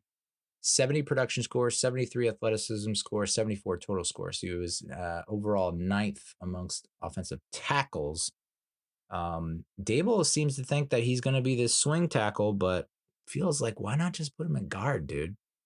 He started all 12 games at right tackle last season was an honorable mention All Big 10 conference. He did miss a bunch of games in 2023 while starting at right guard. Started all 14 games at right guard in 2022. His NFL comp, according to Lance Zernline, is Ali Marpet. Ali Marpet. Okay. Ali Marpet, who made the Pro Bowl in 2021 with the Buccaneers and had an AV of 5 or 6 or higher in all 7 of his seasons. I will take that in a goddamn heartbeat. I will sign up for that every day. 7 seasons, 1 Pro Bowl, approximate value average of about 7-ish, 7.5. I'll take that for sure. So he also Ali Marpet made the 2015 NFL All-Rookie team. He was first team All-Conference in 2020 at guard according to Pro Football Writers. First team in 2020 for Pro Football Focus. First team All-Conference for Pro Football Writers in 2021, and second team in 2021 according to Pro Football Focus. So, dude, yes. And I think so. And I mean, I guess Dable's gonna put him at tackle and try him at tackle, but it's like we don't have to, dude. We really don't have to. You're a little bit thinner at guard. Like, why not just have Forsyth, Hudson, Illuminor, and Thomas as your tackles? You move Evan Neal into guard, so now you have Runyon, Van Roten, Stinney, maybe Bow. I feel like I'm missing a guard there, but then you got your 4 guards. I just listened to someone, I forget his name and I apologize, but he said he might have a future at center. So you have an insurance plan if JMS continues to struggle. So he was projected to go in rounds 3 or 4, and we got him in the 5th, which is great. His strengths: he's got slick hips, fast to process, adjust blocking assignments on the go. Yeah, I mean, I watched the film breakdown from Bobby Skinner on Giants Nation show, and it was like you saw a twist and a stunt. Bo was completely unfazed as a guard. It was just like There was no whipping of the head or he's getting turned. Like, it was just smooth as silk. So I get it. Uses a thoughtful approach with well-timed hands in production. Timing and reactive athleticism to succeed in combo blocks. Centers up and runs feet through engagement to finish. Has the quickness and takes angles to make key blocks beyond the line of scrimmage. Fast to process. Rockets out of the stance and slams an initial target with force. Love that. Be aggressive. B-E, aggressive. Weaknesses: narrow across upper body, needs more muscle mass. Ooh. Short arms, struggle to control, sustain opponent with force. Hands tend to drift outside the frame as a base blocker. Needs to work his hips under his hands as a drive blocker. Unable to forcefully redirect power rushers off the inside edge. Needs to play with calmer feet to avoid oversetting and inefficiencies. An AFC regional scout said he hasn't played guard since 2022, so the question is going to be whether he can handle bigger, stronger men inside. We'll see, but like I said, I really like the pick. My only concern is, why did he fall to 5? Why did he fall to 5? And were people more focused on higher caliber tackles, and there wasn't a pressing need for guards across the league, and that's how he got to 5? I don't know. Lots of good offensive linemen in this draft. So that's Mbow. Another note I have on Mbow: agile run blocker, but there's concerns about anchor strength. So, more competition. I mean, I notice I didn't even mention Azudu. I just Azudu. Oof. Guy that was platooning his rookie season and then it's kind of falling apart. But competition, that's all we've been asking for. Let's get some fucking competition at some of these positions instead of just saying, we just have a default guy and we hope another guy can fill in if necessary. No, let's have some competition. Best man wins. Competition breeds success. So we didn't have a round 6 pick. Fast forward to round 7, we had 2 picks, and we ended up getting Thomas Fidone II, tight end from Nebraska, pick number 219 overall. He has quote unquote elite hands, but is a raw route runner. Ooh, baby, I like it raw. Yeah, he's also a tattoo artist. He's given himself tattoos. And Bobby Skinner had a great, like and subscribe. He had a great post on X saying, Abdul Carter asked LT to retire number 56. Cam Skattebo runs into telephone poles. Jaxson Dart doesn't know how to slide. Our tight end tattoos himself. We got ourselves some lunatics, and it's like, yes, let's get some fucking nut jobs, crazy guys that are just unbridled fury on the field, because the second half of the season was like watching lame ducks, just dead dogs out there, just like little to no energy, little to no passion, just kind of going through the motions. And, boy. So Thomas Fidone II, he has a prospect grade of 6.15. Again, good backup, potential to develop into starter. Next gen stats are pretty good. He has the 6th highest athleticism score and the 13th amongst tight ends, and then the 13th highest total score amongst tight ends. He ran a 4.740. Redshirted his freshman year, did not play in 2022, had the knee injury that he suffered the previous season as well. Led the team in receiving touchdowns in 2023 and played in all 13 games with 9 starts in 2024. So numbers don't really jump off the page in terms of his college career. But then again, you have a lot of collegiate tight ends. They were Greg Kittle just signed that massive extension with the Niners. And it's like he had a B+ grade coming out of college. Wasn't doing anything nuts at Iowa. And now he's like the best tight end and probably the best tight end in the NFL now. Apologies to Travis Kelce, Mr. Taylor Swift. Lance Zierlein projected him to go in the round 5. So it looks like that could be another great value pick. And the comp here was Josh Oliver. Josh Oliver, a 6'5", 259 tight end for originally drafted in the third round by the Jaguars in 2019, now plays for Minnesota. Again, not doing anything crazy stat wise, averages about 20 catches a year, 200 yards a season, almost 9 to 10 to 12 yards per catch. Don't hate that.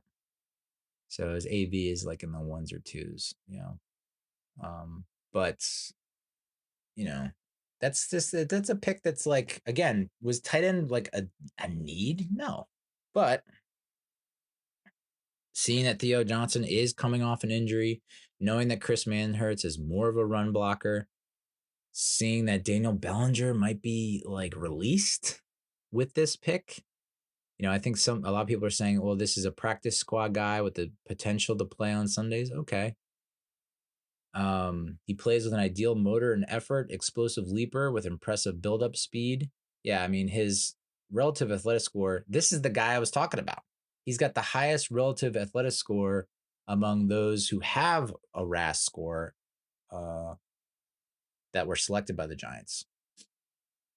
So let's just filter the tight end real quick.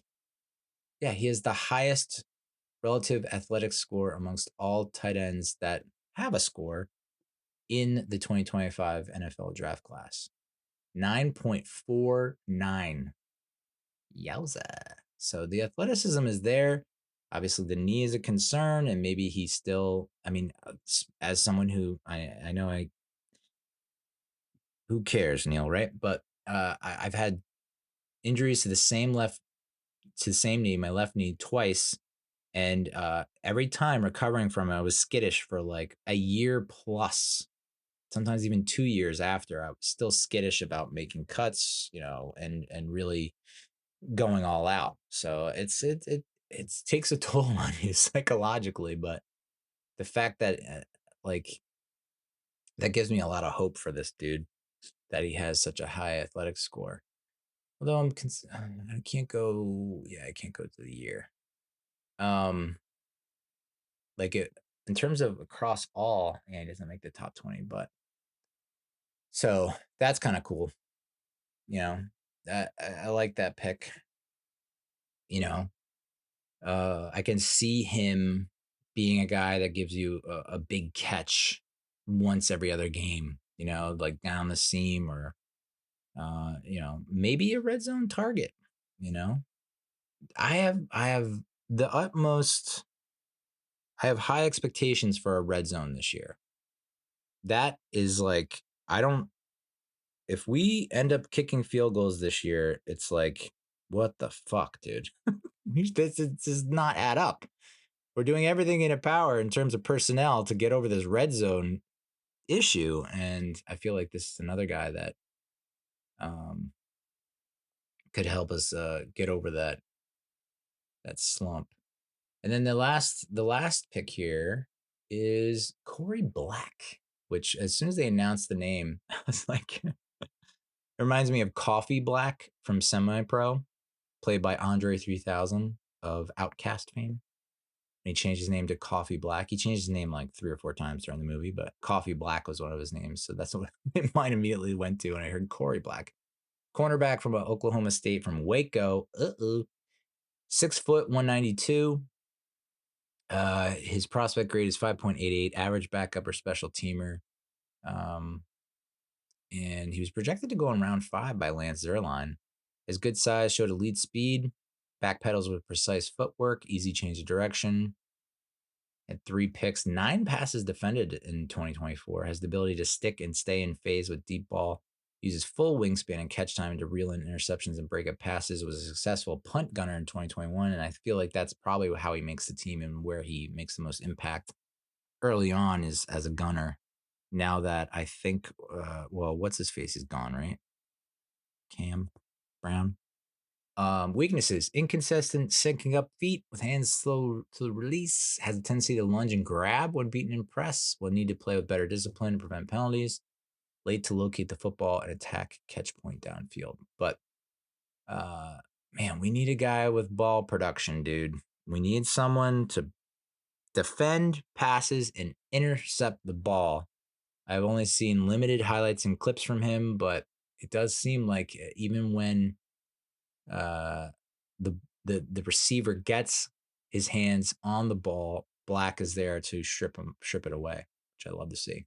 What was his RAS? I feel like he had a really good relative athletic score as well. Let me take a look here. I think he had the second best amongst the draft picks that had a score, but let's see him here. I don't think he's amongst the top 10, but he's definitely in the 9s, which is good. Is green. Yeah, there he is. 8.42, so not bad. Yeah, his composite speed grade is great. Very fast. 4.35 40-yard dash gives him a 9.77 RAS score for 40-yard dash, and his 20-yard split is good as well. 2.54 at a 9.27 RAS score. His agility is okay. Explosion is good, and size is good. So another athletic guy. And that's, 7th round, that's all you can hope for is an athletic guy. It's like maybe not all the numbers are adding up, but there's something about him that tickles your fancy, and that you see the promise and the potential. So again, cornerback, not a great need after we picked up a Debo. Developmental cornerback and a special teams contributor. So, cornerback, not a need, but feeling much better about the secondary this year. Unreal how we went into last season without answers in the secondary. Unacceptable. But we have completely addressed it this offseason. I think the pressure, and, Banks would think that Banks should have a bounce back year, right? We're talking about the pressure's not on him to be the CB1, to be the savior in the secondary. And you have Cordell Flott, who hopefully will take the next step. Drew Phillips in the slot, who hopefully he stays healthy because he's a dog. And now you can mix Korrie Black into there and see. And Trey Hawkins even was coming around before he got hurt and ended his season. So secondary finally looks like it's coming together, and we can get back to what the secondary was in 2016, 2015 when it was really cooking. So yeah, I liked it. I liked what we did. Now I just got to do it. It's like, it's all there. From 1 to 7, it's like there's not one of those picks am I like, well, that guy's not making the roster. Like, there are a lot of times where I've done this 4 or 5 years in a row now. I don't think I did it for the 2022 draft. No, I didn't. But it was like there were, with every draft that I've had since 2019, 2020, it's like, well, that guy, long shot to make the roster. Every single one of these guys, with the exception of maybe Fidone, feels like they will have an impact and contribute to the 2025 season. Darius Alexander I feel like he could battle for the starting job next to Dexter Lawrence. Cam Skattebo should be getting a healthy chunk of the snaps. Maybe not 50%, but I feel like in that 30-ish range, that feels like, minimum 30% of snaps. Mbow competing for a starting position. Dart is, hopefully the future. Carter is a starter, The Athletic, the grade that the Athletic gave for the first round of the draft, they gave the Giants an A. They gave the Giants an A for Abdul Carter, and they gave the Giants an A for Jaxson Dart. Abdul Carter automatically upgrades this defense. Like, if we're not top 5 in sacks, something has gone wrong. Something has gone really wrong. And I don't even want to put that out there into the world. It's not going to happen. We're going to be top 5 in sacks. Riskiest pick is Dart. It also, like I mentioned, that's a situation where it feels like that's going to be like the little carrot that Shane and Dable dangle in front of Mara to keep their jobs. If we go 7-10 and Dart doesn't see the field, it's like, well, we got Dart. He's looking good. You got to give him a shot. The sleeper is Skattebo, who many people think is a culture changer. I wholeheartedly agree. I feel like, but he's not even. I don't even know if he's a sleeper. Like I would have thought heading into the draft, okay, he's a sleeper. But then judging by the reaction and the response that he's gotten, not just from Giants fan base, but from across the league and the community, and like this guy, must watch television. So the defense is if we're gonna make the playoffs, the defense is gonna carry us, but the offense has to step up. And I feel like that's where Skattebo, just having more, just you know, I know I said I hated that people were saying we're a quarterback away, but when they say that, it's like if Daniel Jones played a little bit better, it's like he would still be on the team, you know? So I can see, like, if Russell Wilson plays better than Daniel Jones, you put Russell Wilson on the 2024 Giants, we're not going 3-14. Odds are we're winning half of those one-score games. So, it's like maybe we're 6-11 or 7-10, which is right around where I think we'll end up this year. 7-10, 8-9 is where I kind of have us, even with that hellacious schedule. So, but I mean, it's, oh boy, it's gonna be fun. I think it's gonna be a fun year. And if it's not, dear God, clean house. And then the Athletic had rankings for the entire draft. For all 32 teams, 1-32, Giants finished 5th. So, and there have been plenty of times when teams have high grades, high rankings, and they don't do shit the next year. But I feel like if you can start stockpiling good drafts, like, oh, we got a good draft in 2024, we got a good draft in 2025, you start to build on it and start to build a team as opposed to just a starting lineup. And I think that's what this draft was like, okay, we have good starters. Now we have good backups that can compete for starting jobs, or you don't miss like a step when they come in the game and someone needs a breather. So, Eagles were ranked 11th with their pick. That Jahad Campbell is going to be a beast, dude. Another defender, top-notch defender to add to an already top-notch defense. I know they lost Brandon Graham, but fuck, dude, Jahad Campbell was someone that I early, like when the Giants were 2-8 in November, I was doing mock drafts and Jahad Campbell was like top of second round. I was picking him, and sure enough, he goes 31st in the first round, which that was a weird trade. I don't get that trade. Like, they traded one spot up with the Chiefs. It's like, were the Chiefs going to take him? Why did you have to trade up to take? I was not able to process that, unless it was like the Chiefs are like, we're going to take, I don't know. Very weird.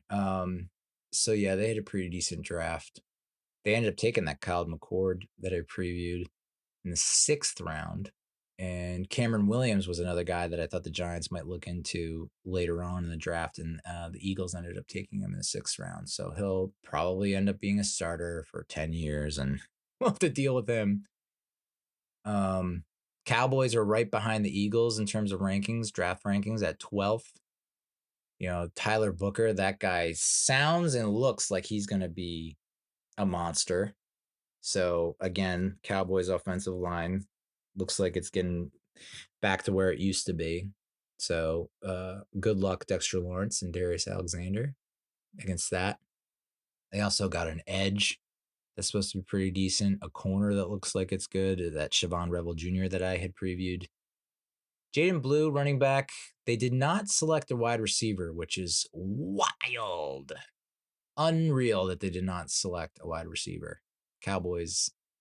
So, I mean, I feel like they'll improve off last year. How could they not? But they're not going to be at that same level that they were for so long, where they're winning 12, 13 games. And then the Commanders actually had the worst of the 4 drafts in the NFC East at 19. They ranked 19th according to the Athletic. They took that Josh Carnley Jr. that a lot of Giants fans thought we might be able to get in the top of the second round. They got him in the first round, at the end of the first round. Trey Amos was a corner they selected in the second round. And then, they only had 2, 3, 4, 5 picks. So, but Trey Amos is a corner that is going to help them out immediately. And they had another corner that stepped it up last year and was really good. So, man, NFC East just keeps getting tougher, dude. We're in a tough division with a tough schedule, and we drafted a bunch of tough dudes. So let's see what we got, we'll see what we're made of, just stay healthy. Dear God. I think in past years, it was always like, if any of our guys get hurt, season over. Andrew Thomas gets hurt, season over. Kayvon gets hurt, Dexter Lawrence gets hurt, season over. Now you start to think, well, if someone gets hurt, it's not necessarily season over. And that's all I can ask for. That's all Giants fans can ask for. We just want a reason to watch and be excited and be tune in and have some hope going into December. That'd be nice. So good to great draft. I'm trying not to get too excited about it, but man, dude, if Dable can't get this team to friggin' win, we've talked about it. I've talked about it nonstop, like a broken record. But I really do think you gotta get 7 wins to just be in the conversation for another year. You really do. I think you go 6-11. I can't. I don't know. I know it's a hard schedule. I know it's a lot of young players. I know. But you're in year 4 now? Yeah, year 4. Let's go. Enough talk. Enough sitting there and acting like you know everything and you know it all. Time to put it in action. Time to actually get what's up here in your old dome out there into the domes, into the bodies of the players that you're coaching. So that's the recap. What is up next? I think the NFL schedule release is on May 14th. So that will probably be the next Giants episode in another couple weeks. We'll react to that. It's always fun. I don't think my predictions are ever correct. Although I did have us winning maybe 2 games. After looking at the schedule when it was released in 2024 and they won 3 games. And they probably should have won 2 games if the Colts didn't completely fold. So not as inaccurate as I've had. I mean, there was a stretch for a decade where I was like, wild card. We're like, nope. Flip that. No, not 10-7, 7-10. And then I need to get a friggin' Mets pod out there, dude. Come on. Metros are the best team in the Major League Baseball, bro. Franchise record wins in a month. First team to 20 wins. I haven't talked a lick about them, so I hope to get that done next. And then we have the recap of April. I know it's the end of April right now. The recap of April, including my trip down to South Carolina for spring break. Much more relaxed and happier spring break than last in 2024. Didn't have my heart incinerated. And I'm seeing Thunderbolts. That's big. So I might do a review of that this weekend. Thunderbolts, seeing that Thursday.